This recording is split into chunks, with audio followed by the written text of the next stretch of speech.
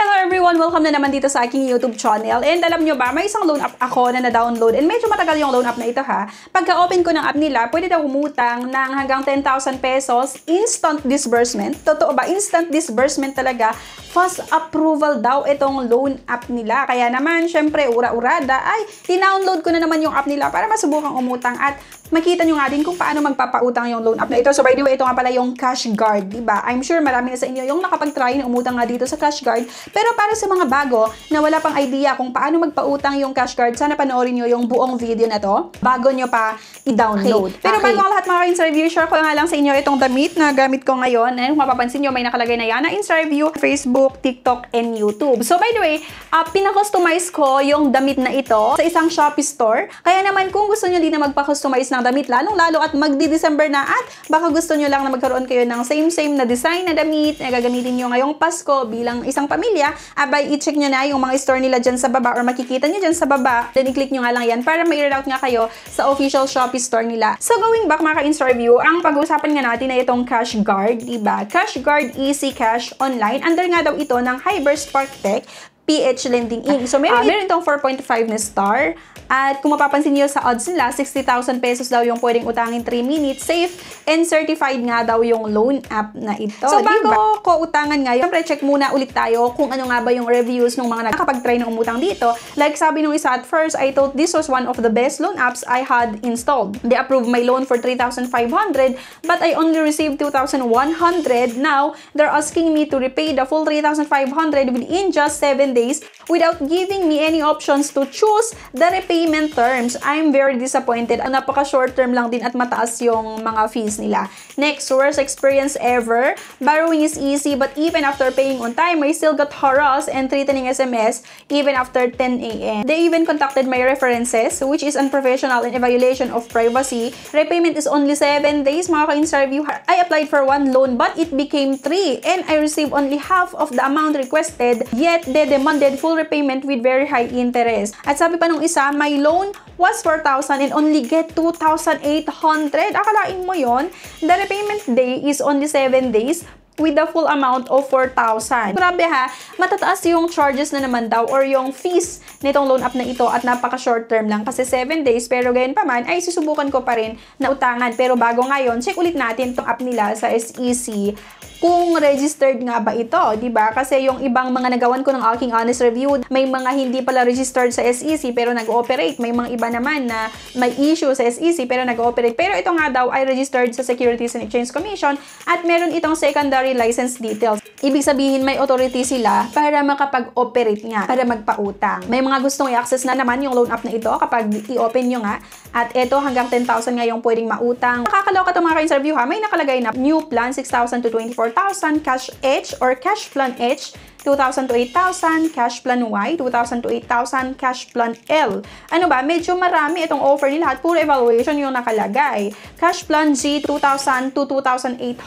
Pero ang i-avail natin, or ang subukan ko itong 6,000 to 24,000. Kasi diba, medyo malaki. So, i-check natin kung totoo ba. So, pagka-submit ko nga ng loan application ko, wala akong in-upload na isang ID. Siguro na-applyan ko na to before. Kasi hindi ako nakapag-upload ng ID, walang facial verification. Tapos, agad-agad, submit application na daw, diba? So, yun nga, siguro nakapag-apply na ako dito before. Hindi ko lang maalala sa dinami-dami ng mga sinubukan ko na utangan. Application has been submitted nga daw. You can check the loan after ilang minuto. Ang loan app na ito, medyo nakakaloka ha. Kasi pagka-check ko, tatlo itong na-i-process na loan ko. Isa lang yung in-applyan ko, pero tatlo itong lumabas ha. Una, Cash Plan L, and Cash Plan H was 3,500. Management fee, 1,400. 3,500, ililist natin yung 1,400. Kung magkano yung matitira, yun lang yung matatanggap. Ito, meron pang Cash Plan H, Cash Plan S, Cash Plan O. Napakarami. Pero naloka ko kasi isa lang yung in-applyan ko. Pero tatlo itong lumabas mga ka-Instar-View na pre-process nila. At, diba, habang inaantay ko yung status ng loan application ko, nag-check ako ng ibang reviews nga sa ibang mga social media at ito yung lumabas. Sabi nung isa na nag-try dito sa Reddit. Umutang siya ng 3,500 at ang kailangan niyang bayaran daw ay 3,710. Akalain mo yon? Doon sa 3,500, ang natanggap lang ni borrower ay 2,100 pesos dahil nga kinaltasan siya ng management fee na 1,400 plus nag-past due daw siya ng 3 araw, agad-agad may naidagdag na kanyang babayaran na 210 pesos. Kaya kung mapapansin nyo dyan sa taas, amount due 3,710 pesos. So, grabe ha, 3 araw nag-past due tapos nadagdagan 210 pesos. Hindi ba? Hindi mo matatanggap ng buo yung 3,500. Amount received ay 2,100 lang dahil may kinaltas na 1,500. So, grabe yung late payment fees at charges ng loan app na ito kaya hindi siya magandang utangan. At may nakita pa ako na sabi nung ibang nag-try dito like cash card harassment, ito daw yung message na natanggap ni borrower like, you are now listed as one of our delinquent clients. Being included in this list may affect your credibility ratings. This report will be transferred to debt management for formal filing of action and they will transfer it to the higher department later this evening, 1 p.m. For blacklisting, all lending companies and financial institutions, this is your last chance. Kindly settle your account until 5 p.m. Inulit pa na nag-message, di ba? Bidin itong mga coins review ha, makapang-message naman yung collector nitong cash guard, akala mo okay sila magpautang. Bagamat hindi pa na-approvehan yung loan application ko, isang loan app na naman ito mga coins review na hindi magandang utangan kasi ayon sa mga nakapag-try, grabe mga coins review ha, yung fees na 1,400, ikakaltas doon sa 3,500, kasi yung matitira, yun lang yung matatanggap mo.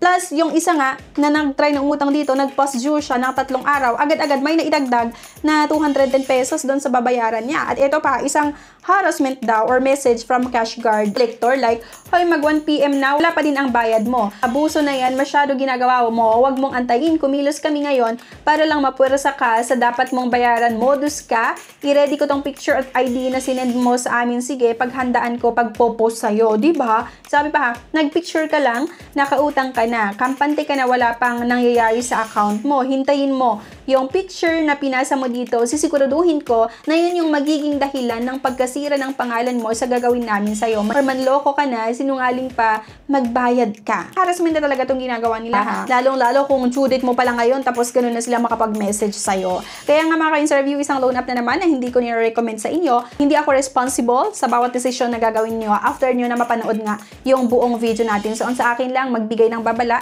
At syempre, hindi ko naman hawak kung ano yung gusto nyo gawin, kung utangan nyo pa rin or hindi. Pero kung ako yung tatanungin nyo, please lang wag na kayong umutang sa loan app na ito. So, yan lang anyway. Thank you for watching. Please don't forget nga to click the subscribe button and i-like nyo din yung video. At huwag nyo kalimutan na mag-subscribe at i-hit nyo nga yung bell icon dyan sa baba para maging updated kayo sa iba't ibang mga reviews natin sa mga loan apps. Para magkaroon lang din kayo ng kaalaman, ng idea kung saan uutang, ano yung mga legit na utangan at yung mga hindi. Thank you for watching at see you sa next video. Bye!